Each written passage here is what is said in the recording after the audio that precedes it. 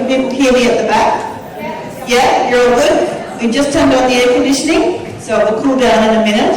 And around the room you will find people on their mobile phones, so please don't think they're being rude, they are live tweeting. So welcome to the second satellite event of Wollongong Writers Festival. We have Deborah Jobson here in May. We've got Charlotte Webb and Caroline Baum today. Sorry, it's Charlotte Wood. I was saying to her earlier, I really make the mistake of always calling her Charlotte Webb. I just did it unconsciously again.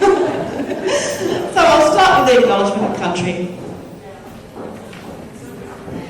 I would like to acknowledge any Aboriginal and Torres Strait Islander peoples here today. We acknowledge Aboriginal and Torres Strait Islander people as the traditional custodians of our land, Australia. We acknowledge the Wadi Wadi of the Thirroul Nation as the traditional custodians of this place we now call Wollongong. So welcome again. I want to say thank you to all our partners and sponsors, specifically the South Coast Writers Centre, the University of Wollongong and Wollongong Art Gallery. So we're very privileged today to have two fine literati with us, Charlotte Wood in conversation with Caroline Baum. Caroline is going to introduce Charlotte, and I'll just say Caroline is the editorial director of Booktopia. She writes about books, food, travel, the arts and aspects of contemporary life. So please welcome our guest today.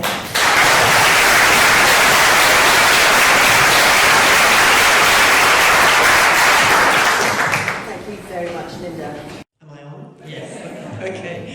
Hello and welcome, and thank you very much for coming out this afternoon in, I think, record numbers for this event. It's not surprising though, because really, first of all, you'd have to have been living under a rock not to have heard of The Natural Way of Things. Rarely has a book tapped into the zeitgeist in the way that this novel has.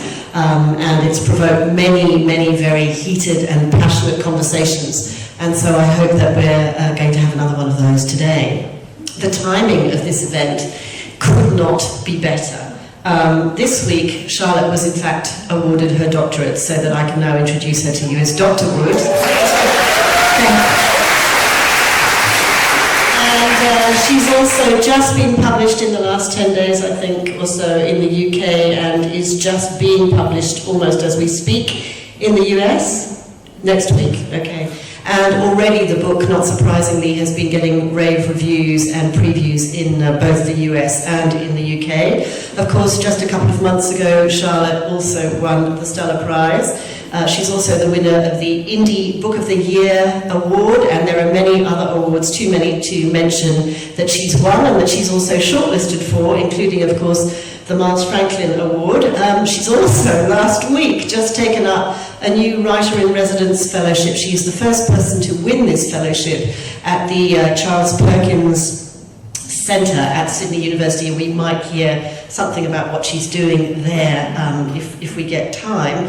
But I think more importantly for me than all of these wonderful honours, which are of course hugely deserved, is that Charlotte, the reason that it's very special for me that she's here is that Charlotte actually has a connection with this place. This is not some fly-in, fly-out deal this afternoon, in that I'm very proud to say that Charlotte has written some of the last 3 books that she's written in my house.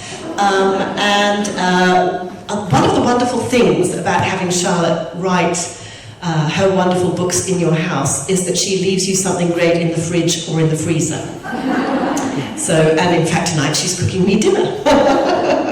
So Charlotte has a very strong kind of love of this place, which has really developed over the more than a decade that I've lived here, since we first met when we were both in residence at Bundanon down near Nowra at the Arthur Boyd property on the Shoalhaven.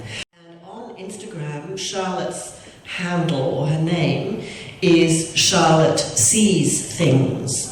And that's a very appropriate phrase, because one of the things that people remark on about her writing is the kind of forensic eye for detail, very, very resonant detail in her prose. And I want to start by asking you about something, Charlotte, which is that a few weeks ago, you and I were talking about a book that was not it didn't work for us. The writing was flat, and something was just not kind of...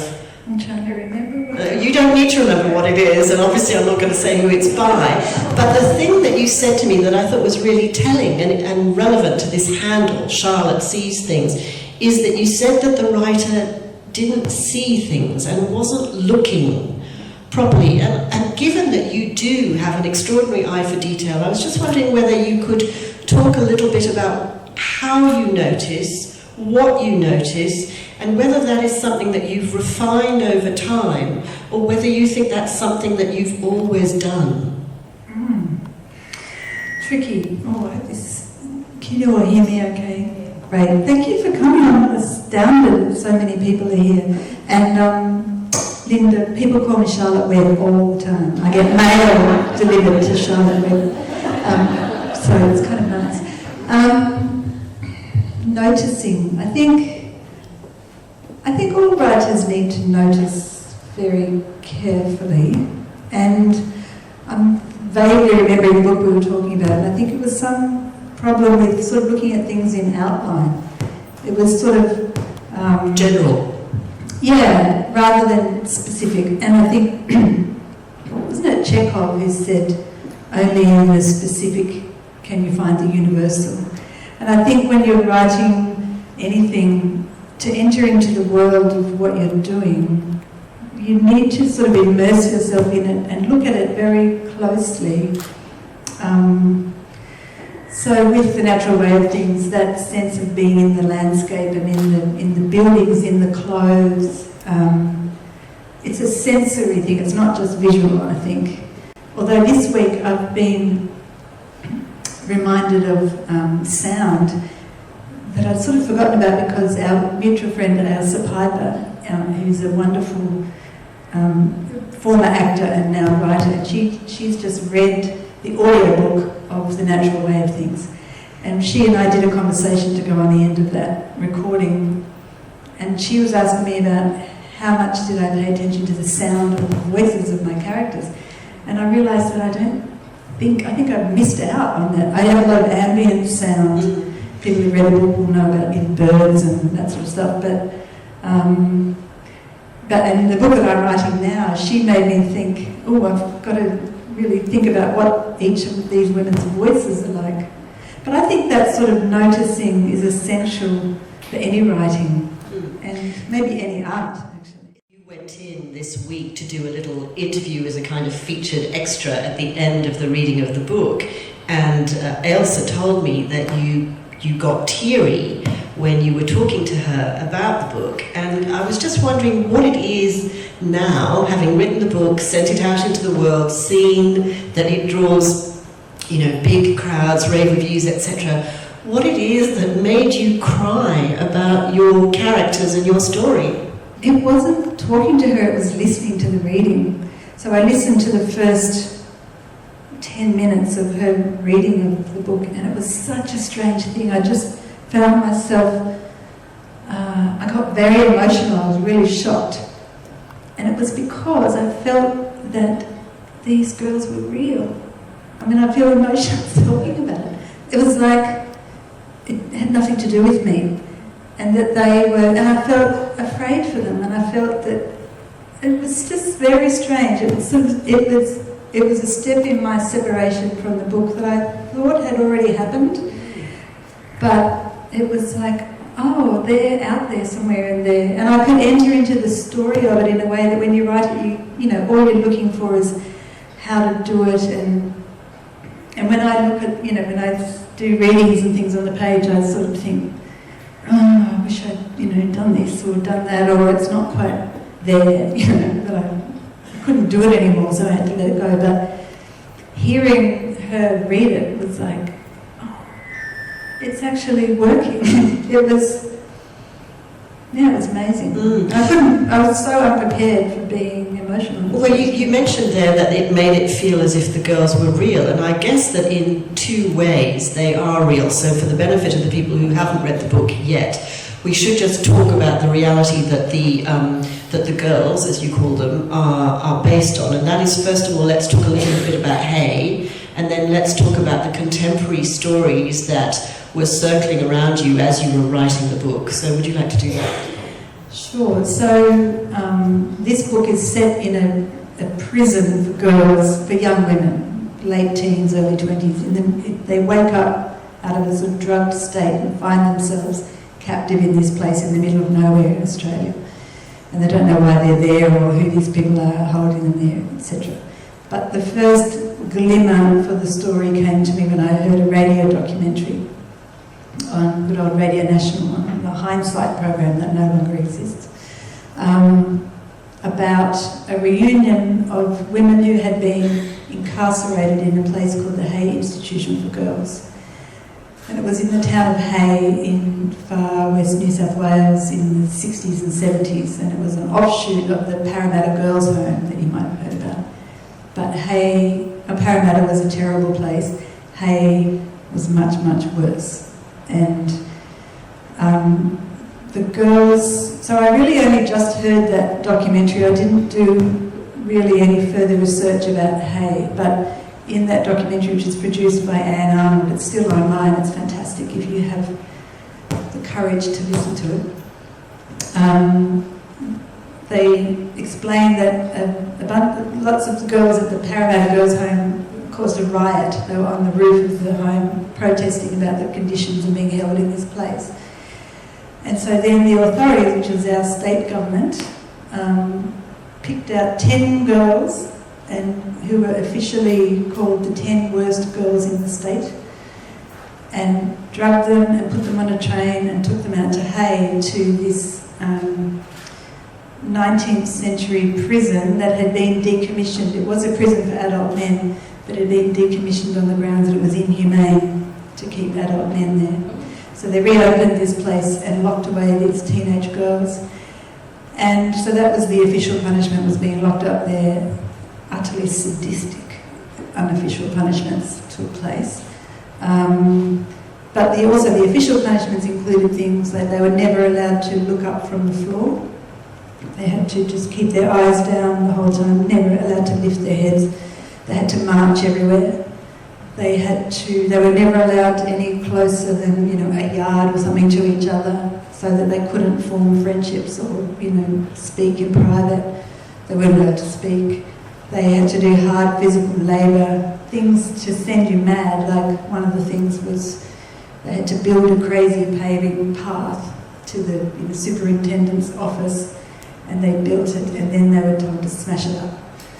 So sick, horrible. And then a whole lot of terrible sexual assaults and beatings and, a truly awful place.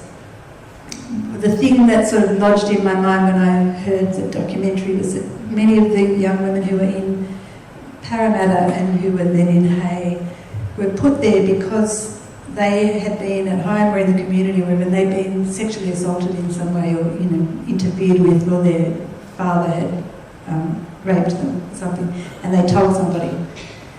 And so our government, when they reported these things, the response of our culture was to lock the girls up, and nothing happened to the people who did things to them. So that seemed to me the cruelest, the worst thing, that in asking for help, in being brave enough to say what had happened to them, they were then punished for speaking.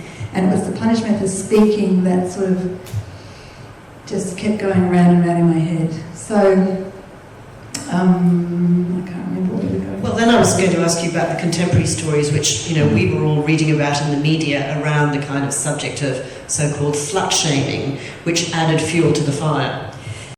I remember the David Jones CEO, Mark McInnes, sexually harassing a young woman who then, I thought brilliantly, went to court, said this is not on, and went for that huge amount of money, which I thought was fantastic, because that's when they took it seriously. But then, of course, she was the gold digger, and I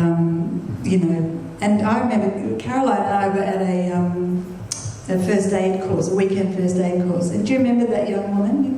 Because you were the one who spoke to her. The young woman at the first aid course who worked at David Jones. And Cara said, "Oh, so what do you think about what's happening with your CEO?" And she said, "Oh, look, we all hate that girl. You know, we think," basically her thing was, she should have just kept her mouth shut. I mean, she said, and I remember her saying, and we were really shocked, much older than her, and of a sort of generation of feminists who were quite stunned at this response of this young woman. I remember her saying, "Look, it's not as if he raped her. So, you know, just a snap bra strap, she should get over it." And it reminded me of that feeling where someone in a family, you know, stands up to a tyrannical father or something, and the response of the family is to say, "Shut up. You're just making it worse for everybody if you speak up, so just shut your mouth." When I got to know Charlotte, I would never have described her as an angry person, and so when this book was in its genesis and she started to write it, she was talking about how painful it was to write the book. But again, I didn't see any signs of any kind of anger, so that when I read the book, I was quite astonished. But it struck me that the interesting thing about anger is the quality of the anger.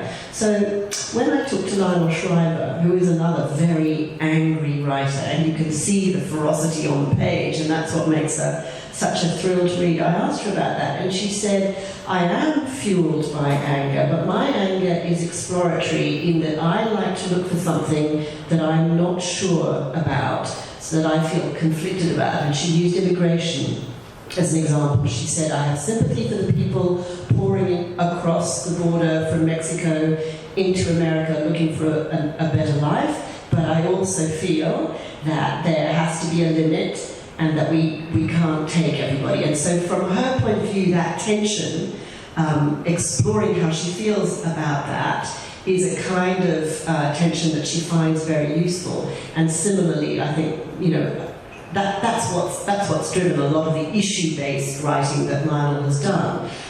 Your anger doesn't come from that kind of tension and conflict, does it? It's a different kind of anger. Yeah, it's this question of anger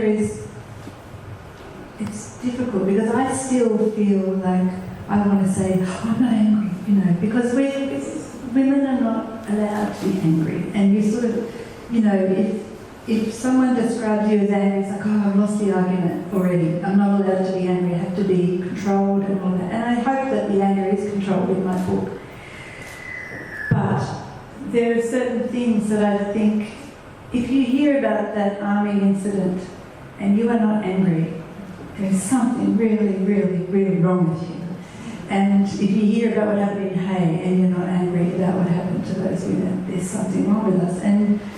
But I feel that the anger that drove this book, I mean, I didn't know I didn't know how much there was in there. And I also tried to steer around it and avoid it, and I didn't want to be, you know, and I'm not, I think in my life generally, I don't think people would describe me as an angry person. But it is something that's very conflicted for women, I think, to admit to anger.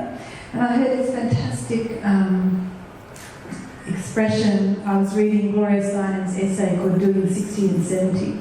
And in it, she quotes another feminist, I think, an African-American feminist called Patricia Williams, I think. And she talked about the gift of intelligent rage. And I thought, that's it. It's the intelligence with the anger is what is required. And I think Lionel Shriver I love watching her speak and hearing how she is ferociously intelligent. And you couldn't write the book she does without the intelligence. If you just have anger, that's not enough. How much we participate in the strictures that we put on ourselves, how much we participate in not letting other women be more free. So, you know, that young woman saying, you know, the David Jones girl should have shut up.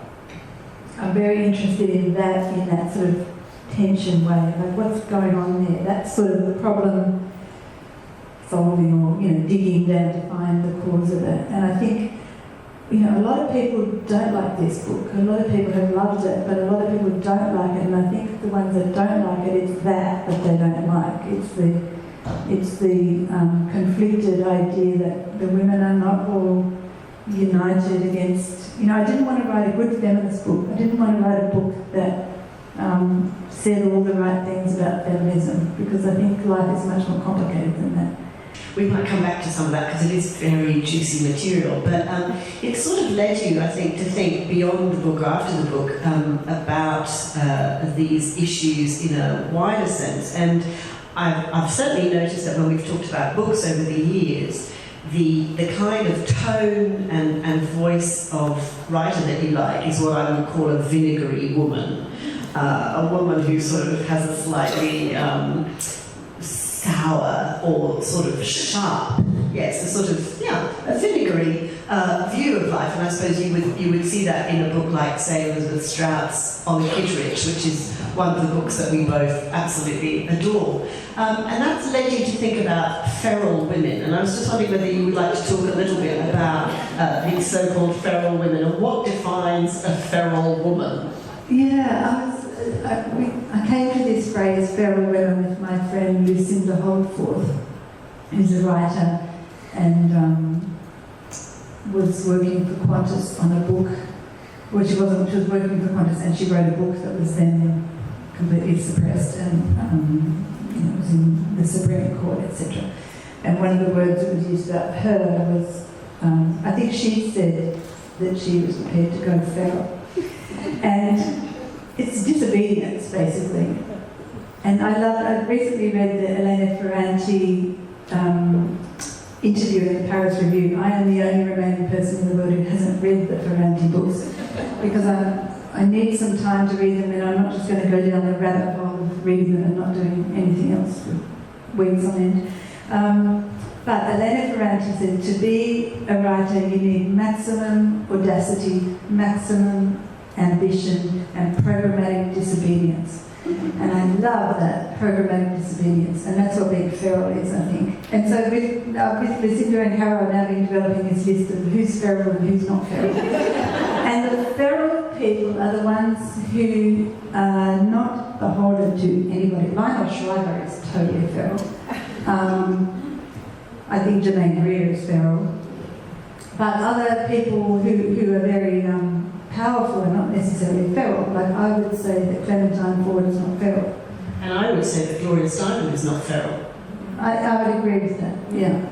People where you sort of think, I know where they're going, I know what they're going to do next, but then someone like Germaine Greer will just go, nah, I'm going over here, and offend all the people who love her, So that preparedness to just blow off, and I think it's a lot of the time it's artists who are the ones being really feral. And who else? Sylvia Guillen, the ballerina, total feral.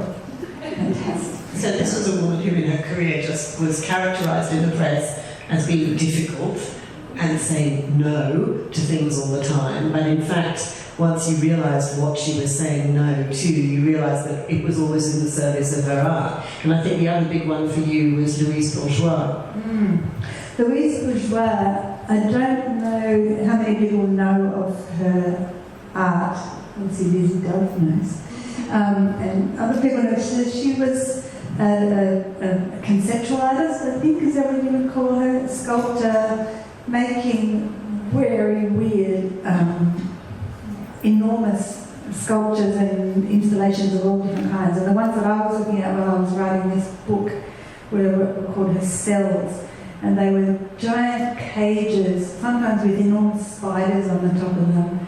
Sometimes inside these cages there were sort of female things like a dress hanging up or sort of body parts. And I remember I was so concerned the whole time I was writing this book about how dark it was and what did it mean and what did it say about me and all this sort of, and just, I got so annoyed with myself for continually going, oh, I don't want to write this book, it's too horrible, blah, blah, blah. And I thought, well, why do I have to know what it means? I really envy visual artists who, I'm sure I'm romantic about their practice, but it seems to me they just do their work and they don't sit around going, well, why am I doing that and what does that mean? And if I do a circle, is that maybe I should, I mean, my impression is that visual artists just make the thing, and I'm sure Lizzie's here, you can come down here and say I'm wrong, man, but just stay with it for the moment. But, so I kept looking at these Louise Bourgeois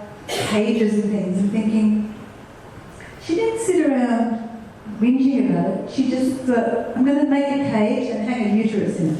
There. It's done. And what does it mean? I don't know, but it's done. I'm making the next thing. So I found that every time I got worried after a certain point, I thought, no, I'm just going to be Louise Bourgeois and hang a uterus in a cage and I don't care what it means or what it says about me or how... I mean, I think a lot of writers, and certainly me, had a great fear of people thinking I'm weird. And it's like, well, of course they do, and who cares? I mean, who cares, really? Something that you said in conversation when we were talking recently at the Newcastle Writers Festival, which was a lovely moment where someone from the audience asked you a question about one of the more metaphorical elements of the book. So the book has some very hard, gritty reality to it, but it is Charlotte's departure from realism into allegory, into a sort of a totally imagined futuristic sort of dystopia. And one of the girls, when she's out sort of roaming in this confined wilderness that she's in the middle of nowhere, sees a white horse. And someone in the audience in Newcastle asked Charlotte whether the horse was real or whether the horse was imagined. And Charlotte's answer was really surprising to me. So would you like to talk about that? Yeah, the horse, so there's this white horse that Verla, one of the girls, they're in this place, there's a huge electric fence around the whole place. But after a certain period, they're sort of, in the beginning they're all chained together and locked up at night. And after a certain period, they get to roam around a bit more, but they're still within the confines of this electric fence, so they're not free, but they can sort of free range within this place a bit. Anyway, there's Verla from the beginning sees this white horse in the distance, and nobody else sees it. And she has this sort of understanding that one day the horse is going to come close enough and she's going to get on the horse and she will get out of there. And of course, it's so obvious, a white horse, she's going to be rescued, etc., etc. And various people have said, so why did you choose this particular symbol? And the truth about the white horse is that I was writing a lot of the book at my friend's farm out near Dobbo, and she had a white horse. And this old white horse her name is Gigi, and she used to eat outside my bedroom at night. And that's, in the book, Verla hears this horse ripping grass from the thing at night outside her room. And so I just sort of wrote it in this oblivious way. And of course, I'm a bit embarrassed now at how obvious it is. It's like, oh, wow. But I think after a certain point, I was so anxious about what I was doing with this book. At a certain point, I just thought, okay, I'm not going to think about it anymore. I'm just going to let my unconscious write it. So I think, obviously, Gigi was just there for me to go, oh good, I'll stick that in. And then Gigi died, the real horse died. And so there's a point. Yes. I was just struck by the connections to Margaret with The Handmaid's Tale. I was just wondering about the differences between what it said about its context and times and what your book is saying about our times. And you think we're going backwards from Margaret Atwood's Handmaid's Tale. And once I began writing this, and if I said something to anybody about writing these women in a prison and sort of slightly dystopic, and people would say, oh, The Handmaid's Tale.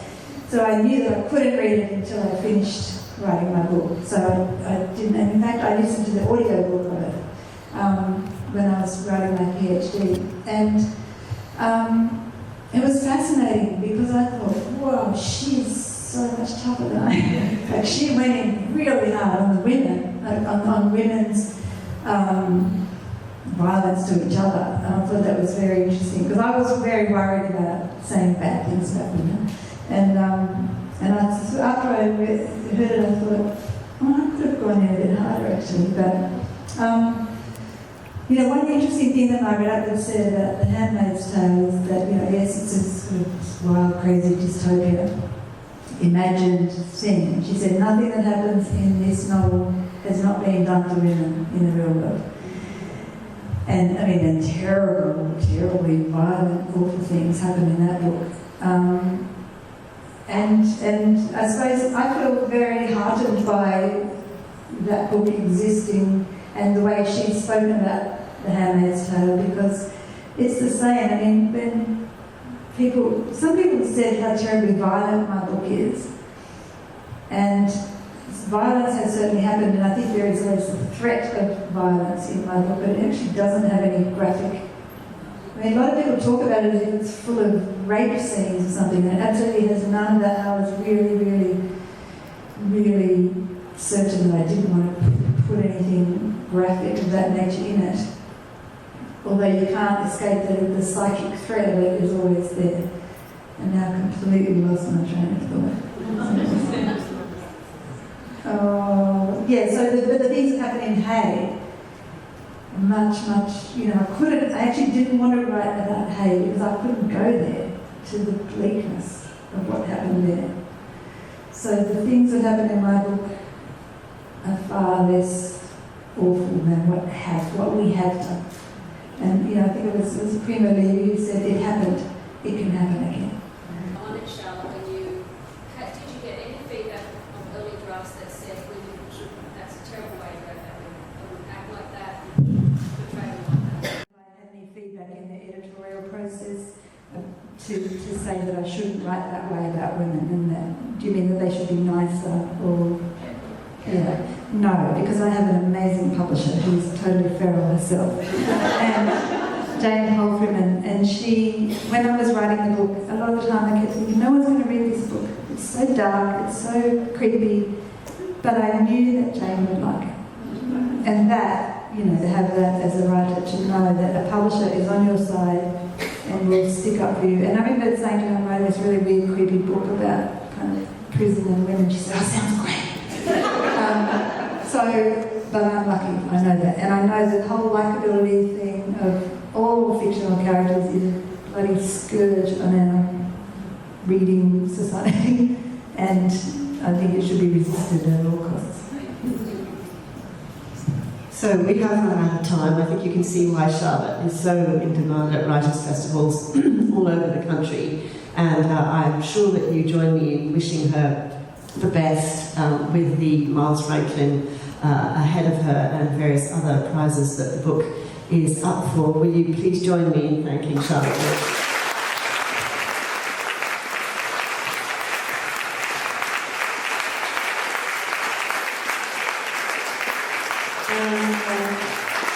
I hope that you are going to leave feeling suitably feral or inspired to be more feral in your everyday life. And I think now there's some very unferal tea outside, and also Charlotte will be signing copies of her book. Thank you.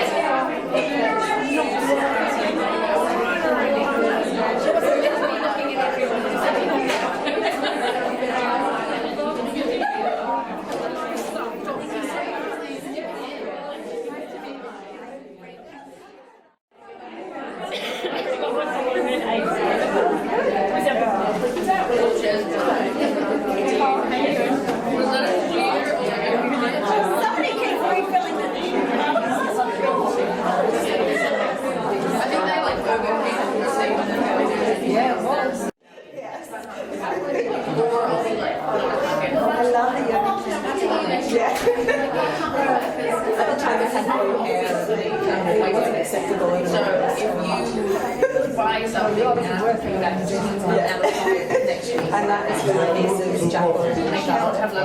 Jacqueline is spelled as French, J-C-Q. within my means. And Charlotte. Which is really fine, but I don't mind.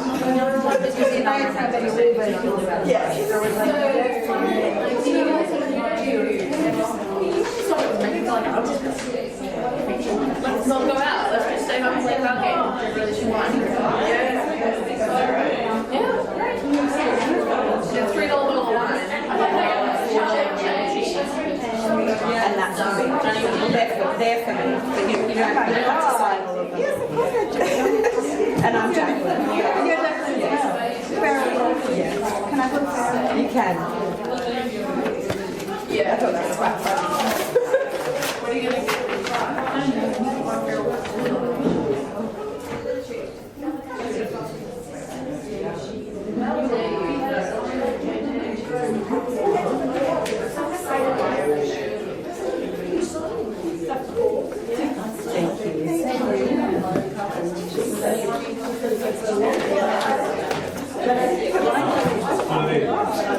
Well, I figured I would wait till I have copies here. I've got the Kindle, come on Kindle, but... Yeah. Oh, that's great.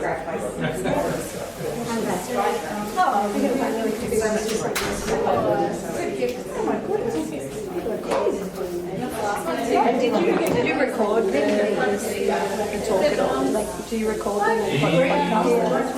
I'm not sure. There's one that yeah, okay. I'll make it if I can. My friend would see if everything's been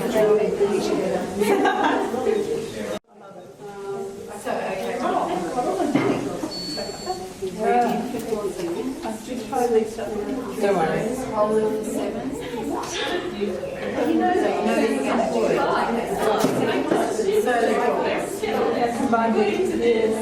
long as you didn't put a K in there, or an L and Y, and I've seen that before. Oh, really? My name's Julianne. I was asked to come here by my writing group. I'm on the committee of our writing group. So that's our writing group. Because I had a really big interest in your book. Yes. Julianne? Julianne.